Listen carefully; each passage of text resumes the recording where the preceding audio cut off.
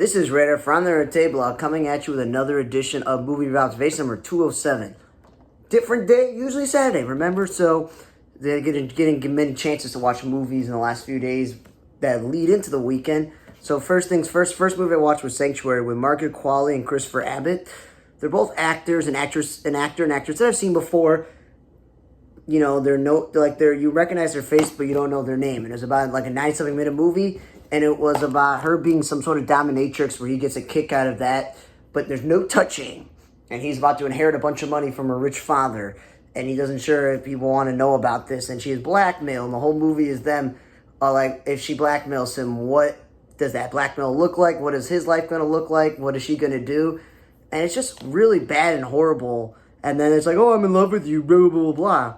I want to have your kids and run this company. It's so stupid. I don't know how if it's certified rotten fresh or it's an official selection of TIFF. Like, I don't get it. It was probably one of the worst things I ever watched in my life. Good thing it was 90-something minutes. Then I watched a movie that was about an hour and 41 minutes with credits, where no offense to Anna Camp, stick to like Pitch Perfect, stick to comedy, stick to musical stuff. Like, that's what you're good at. But this movie was trying to be too much. It was trying to be about her being a drug addict and losing her son, and then people in a group of people that are grieving, and her sister's a cop, and they're dealing with all these things, and her abusive ex-boyfriend, blah, blah, blah, blah, blah. And I'm watching this for like the first 45 to 50 minutes of the movie, and you're like, okay, this is super boring. It's dragging on. It feels much longer than it actually is, but like, where's the horror? Where's the scariness from Black, where, you know, she's presented with a bizarre offer to learn the truth about what happened to her son and try to fix it, and there's a price for it.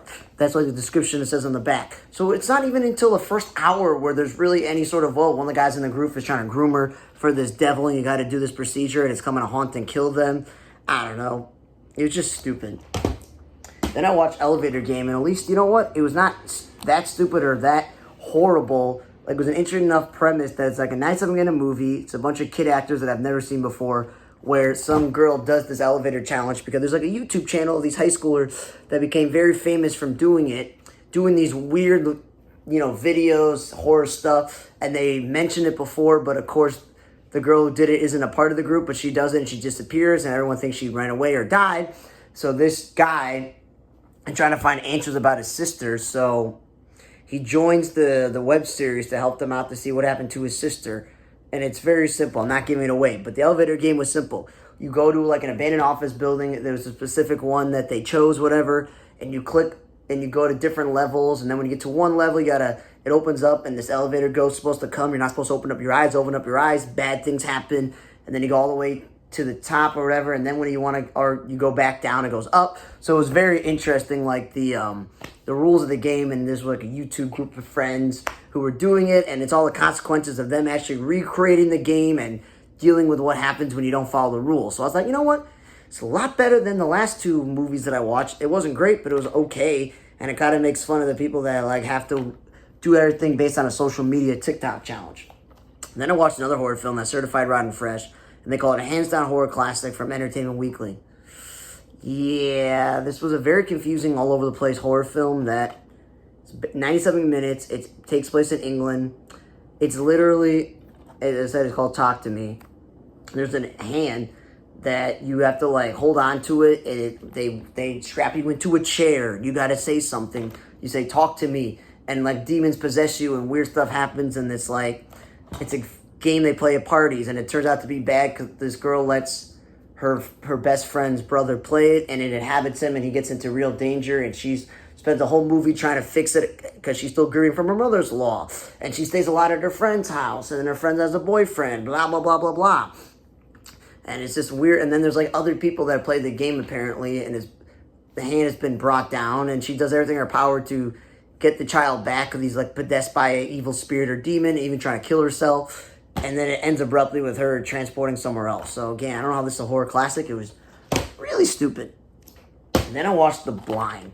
It's a true story about the Robertson family from the Duck Dynasty stuff. And I never watched the Duck Dynasty because I'm not a reality TV star. I watch like reality competition shows like Special Forces and, you know, cooking competition. That's like reality. It's not scripted. Everyone is just like real and live.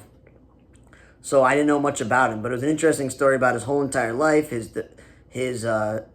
his addictions and trying to get back into the world of Olivia he lives in, where he's like a religious person. It's like an hour 40-something minutes, and when you get to the hour 40-something minutes, they start telling you what everyone did, where they are, what's going on, what's the current climate of what's going on with the Duck Dynasty people. I thought it was a pretty good movie. I didn't know that he played quarterback in college and was a starter over Terry Bradshaw, and he gave up on that and all this other stuff. So I thought it was overall an interesting movie. Unless you're like super fanatics about Duck Dynasty, then I'm not going to be like, you need to watch this. But, if you do want to watch it, then I would suggest watching it. I thought for someone with no information or any experience with this franchise, that it was an alright drama, a biopic. I liked it. It was way better than the movies that I watched this week. And then last week I watched Butcher's Crossing. It's one of the Nicolas Cage movies I've held out to the side to watch with my buddy. That's what we do, and they call it a new Western masterpiece. I want to tell you this. I love Nicolas Cage, which is why I'm watching all of them. Again, it's an hour and 40-something minutes, so it's not too long.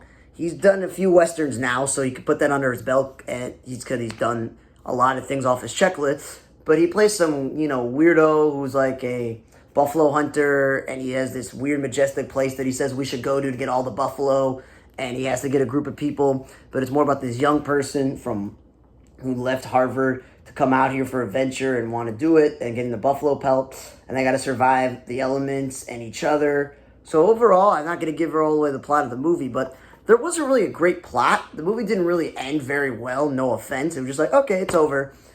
Blah, blah, blah. Well, whatever.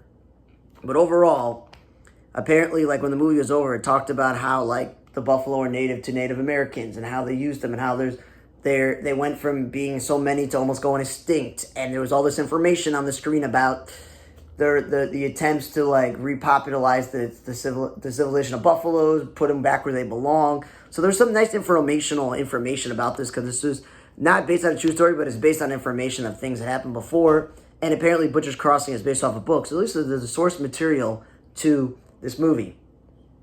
But if I was going to tell you which is the best movie I watched this week, I would probably say that The Blind, even though I know nothing about Duck Dynasty, and I know nothing about Duck Dynasty, but at least I thought it was overall good storytelling and a good quote-unquote biopic. And then again, I'm just obsessed with watching Nicolas Cage movies, but it wasn't his greatest movie, it wasn't his worst movie, but it's a watchable movie because it's not too long, and he's good at playing crazy people. I would say out of all the horror films, Elevator Game, Talk to Me, and From Black, Elevator Game was the most interesting and actually thought out, and they actually like executed it correctly enough, unlike Talk to Me and From Black. And The Sanctuary is a movie that should never been made. But thanks again for listening to another edition of Movie Reviews Observations number 207 from the Red Table Log. I'm Radar. See you guys next time.